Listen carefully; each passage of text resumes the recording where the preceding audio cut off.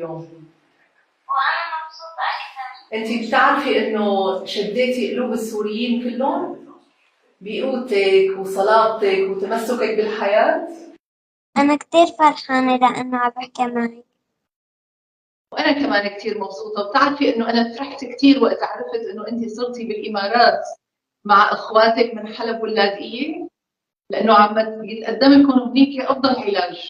إن شاء الله بدي أركب إجرين وأجي لعندك. بدك ترجعي لعندي واقفة على رجليكي وقوية ومستعدة كل صحتك، ما هيك؟ إن شاء الله بإذن الله. أنا بانتظارك عشان سلام. أنت قوية كثير. ها، إيه. أنت بتعرفي هذا الشيء، ما هيك؟ ما شفت إلا صارت تهز الأرض وصوت قوي، بس أنا ما خفت من الصوت القوي.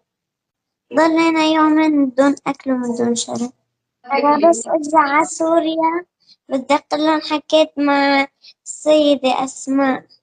لا، بدك تجي لعندي مو بس تقلي لهم. إيه. أنا بس أجي لعندك راح أجيب لك هدية. إيش بدك؟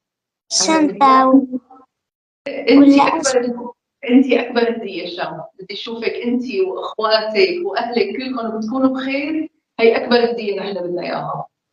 سلمي لي كثير على البابا وعلى الكل اللي حواليكي، وقت بدهم يجوا لعندك الدكاترة والممرضات كثير سلمي لي عليهم وقولي لهم شكرا كثير على كل شيء هن عم يقدموا لك إياه. إيه هن حبابين كتير. الحمد لله الحمد لله. اتفقنا؟ ما بتفكر الشيخة فاطمة لأنه جابتنا لهون.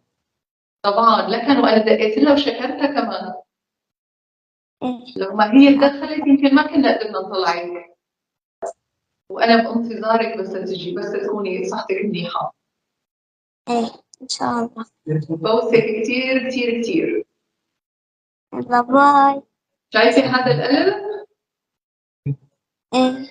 هذا مني لإلك. سلامة، يعطيك ألف عافية على القلب. أنا بحبك كتير.